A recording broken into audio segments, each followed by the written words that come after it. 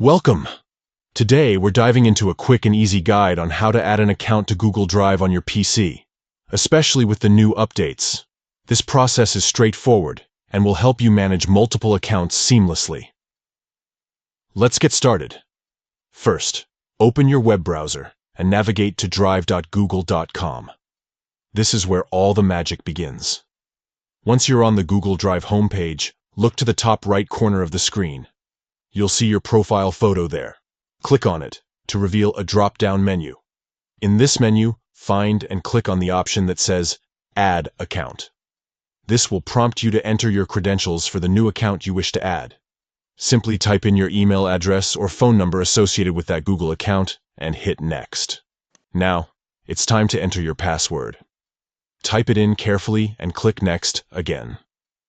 If you've enabled two-factor authentication for added security, follow the steps provided to verify your account. This might involve entering a code sent to your phone or email. Once you've successfully logged in, you'll be redirected back to Google Drive. You can now switch between accounts easily by clicking on your profile photo again and selecting the account you want to use. Remember, managing multiple accounts is a breeze with Google Drive's latest updates. You can access files from different accounts without logging in and out repeatedly, saving you time and effort. In summary, adding an account to Google Drive on your PC is as simple as 1. Opening drive.google.com 2. Clicking on your profile photo 3. Selecting Add Account 4. Entering your email or phone number 5. Inputting your password 6. Verifying your account if necessary, and that's it.